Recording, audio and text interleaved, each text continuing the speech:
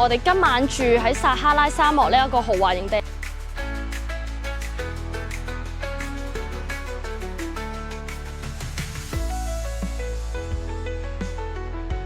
嚟到第二日咧，今日我哋咧就係全日都喺菲斯呢個城市嗰度觀光啦。咁第一站咧，我哋就嚟到菲斯嘅皇宮。咁咧，因為皇宮啦，咁所以咧只係可以外觀喺出邊影相。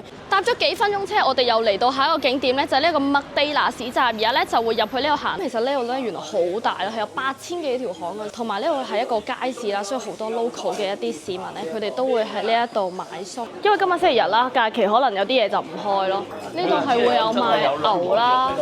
有賣駱駝肉，但係今日咧星期日就冇開。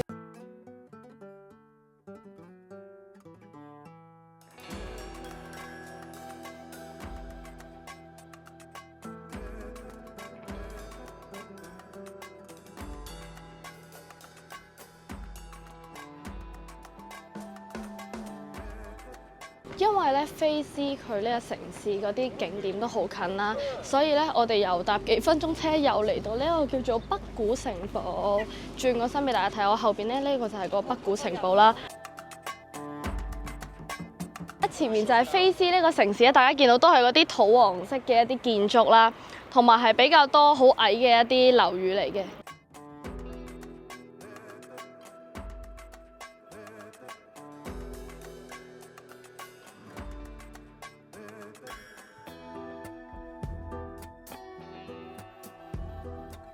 大家估唔估到係咩咧？3、2、1，原來係牛油嚟㗎，係勁原始嘅感覺。local 嘅薄餅即刻整。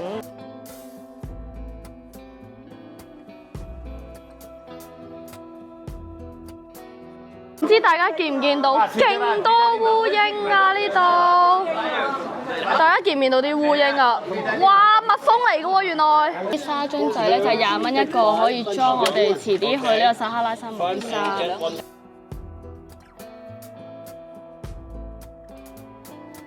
啱啱經過咗呢一個染布嘅行啦，大家都見到有好多唔同嘅顏色布，佢真係用一個桶咧好熱咁樣，即刻攞啲染料去醃啦。啱啱都影咗少少俾大家睇。而家咧我哋就行緊入去呢個皮革染坊啦，咁大家咧已經準備戴晒口罩啦，因為咧聽聞係非常之臭，因為係用啲馬料去浸腍啲皮啦，咁所以咧就會好大陣尿壓味。其實其他人咧都已經戴晒口罩啦，但係我覺得就唔想戴口罩，因為第一化咗妝啦，第二我覺得可以體驗下究竟有幾臭，因為而家其實都未去到嗰個最臭嘅地方啦，大家就感受唔到嗰個臭味啦，但係可以我體驗下先。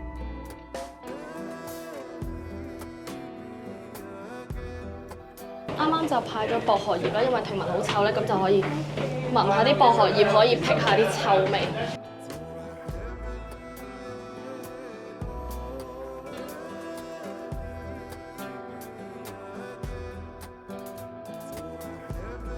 有好多染缸喺度染一啲皮啦，係用一啲馬料去浸腍啲皮。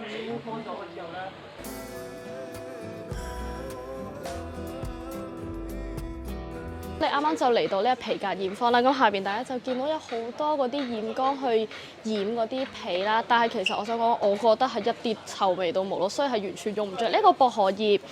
因為嗦多兩啖都唔覺臭，係得少少異味咯，所以我覺得係好 OK。可能有啲公廁嘅臭味仲臭過呢一度。如果喺度做嘅，應該就真係好臭啦。因為咧，佢哋係用啲馬料去浸腍啲皮啦，咁先可以染得入色嘅。其實呢啲人喺度工作咧係勁辛苦啦，同埋又臭啦又熱啦。其實而家烈日當空都成30幾度，咁所以辛苦晒佢哋啦。呢度有呢啲咧，可以放啲唔要嘅衫啊落去，就可以當係一個坐墊，可以坐喺度。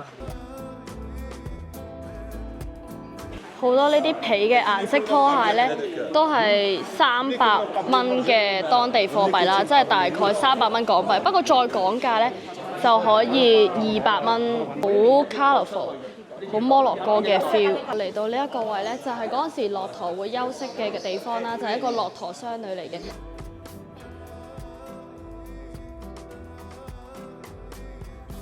呢一度咧就係佢哋嘅第一間大學。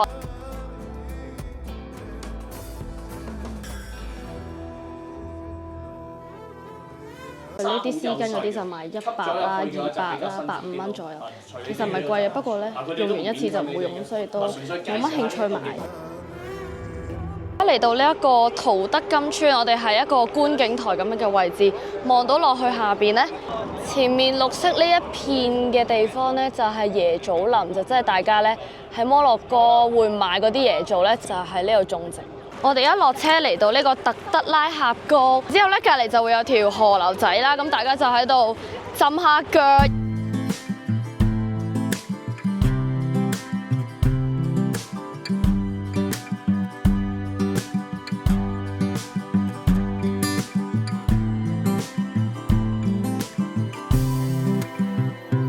我哋呢一站咧就嚟到呢個亞特拉斯古城咧，佢係摩洛哥一個最大嘅電影城啦，因為佢有20公頃咁大啦，同埋佢1983年已經起好㗎啦。呢一個電影城咧有好多好出名嘅電影啊，荷里活電影咧都有喺度取景啦。咁所以轉頭咧就可以帶大家入去睇下，佢有好多唔同嘅道具啊，或者啲場景咧都係冇拆到，都可以俾大家參觀下啦。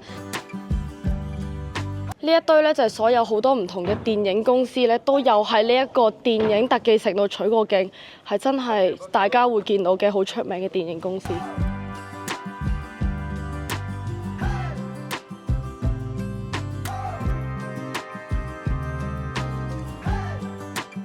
有好多唔同嘅呢啲電影嘅戲棚咧，入邊都有唔同嘅 scenes。呢一個場景咧就真係 H 呢個牌子拍嘅一個廣告，真係有用到呢一個場景，就係啱啱去拍呢個新標廣告入邊嘅場景嚟。估唔到就係喺摩洛哥呢度取景。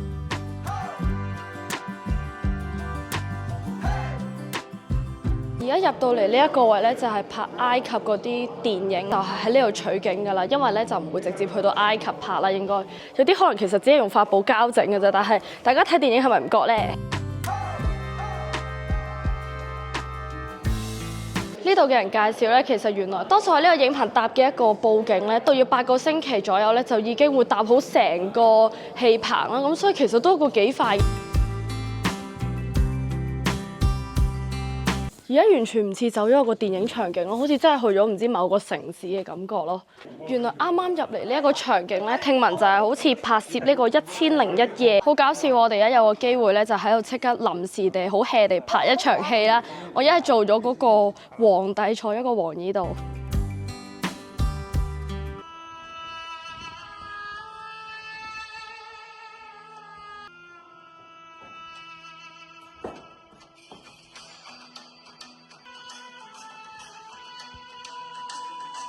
原來呢一度係西藏寺廟嘅一個取景嘅場景。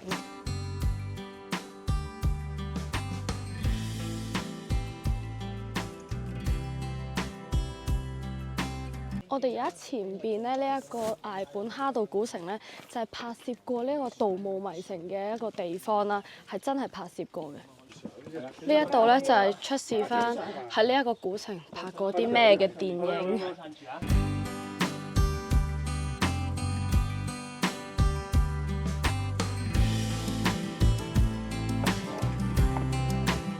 上到嚟呢一個所謂觀景台嘅最高點啦，後邊呢個就係企喺呢個古城望落去嘅一個風景，下邊呢一條就係嗰個歐尼拉河，但係乾涸咗。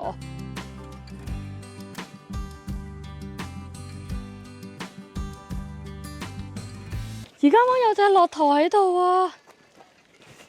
哇，勁大隻咯！哇，好靚，好乾淨啊！白色嘅駱駝同我哋騎嗰啲係完全唔同。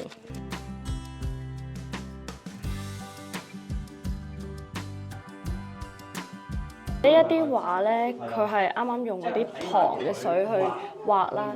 當用火燒過唔同嘅溫度咧，就諗住買少少沙樽啦。因為我哋嗰陣時 miss 咗冇買到啦。咁啱啱就成功講價講到60蚊5個，即係12蚊，其實都 OK。因為出邊最平都見過只係10蚊啦。同埋我哋咧前一站咧喺撒哈拉沙漠咧係裝咗啲沙酒啦，用個膠樽，所以我哋就可以倒翻呢度咧，就可以送俾人。咁而家就揀幾個先。嚟到歐薩薩呢個城市咧，我哋就係住呢一間皇宮酒店。而家入去可以俾大家睇下個環境同埋間房。呢間皇宮酒店咧有個特別之處咧，就係好多荷里活拍戲用嘅道具咧都擺咗喺呢間酒店度啦，同埋咧畢比特同埋安祖蓮娜祖莉咧都有套戲咧係喺度拍㗎啦。咁所以一陣我又俾大家睇下呢啲道具啦，或者一啲海報。第一個 corner 就見到有啲埃及嘅一啲雕像啦，呢套咧就係喺摩洛哥拍嘅電影。嚟到呢度比較 signature 嘅，可能用呢一個城市嘅名嘅 Casablanca 嘅呢套戲咧，就係呢一張海報，咁應該我都未出世。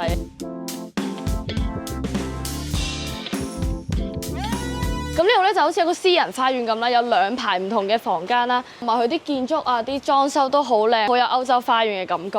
咁呢一個咧就係我哋間房啦，咁我哋而家就入去 room tour 俾大家睇下。一入到嚟間房已經見到2張床，好搞笑，我哋啱啱唔小心整喐咗。個空間咧好舒服，個冷氣非常充足。入到嚟浴室嘅位置係非常之 modern 啊，比起其他摩洛哥嘅酒店。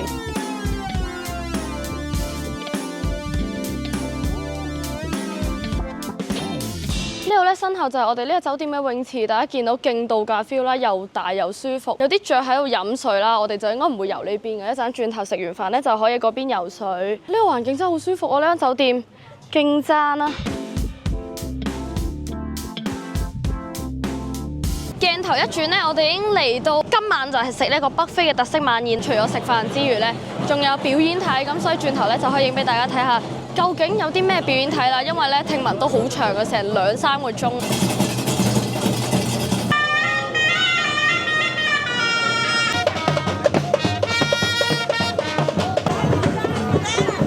大家睇到後邊咧，呢度咧就係個今晚嘅表演場地。咁食完飯咧，大家就可以自由出嚟，快啲霸位，因為咧呢度係冇劃位嘅。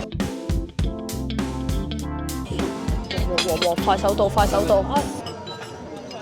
都係一啲豆湯嚟 ，OK 啦 ，OK 啦。哇！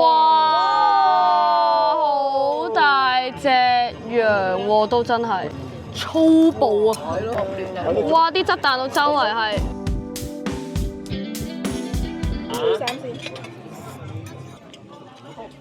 比想象中仲要酥咯！哇，流晒眼水添，好肥膩，好油，我覺得麻麻地咯呢個。如果大家話唔食嘅，可以食其他。我想嘔啊！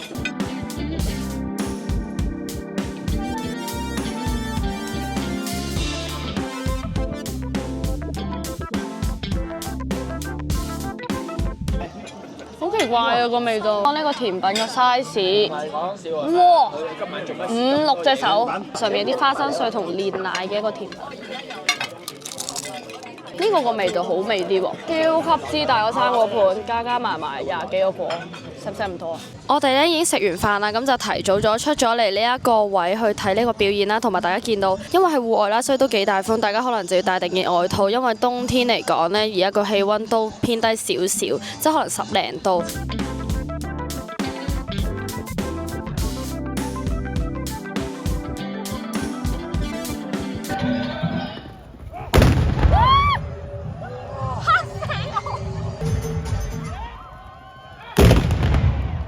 啱啱咧就已經睇完呢一個北非嘅表演啦，我哋睇咗一半咧就走啦，因為費事睇到太夜啦，所以我哋個團都係會提早走啦。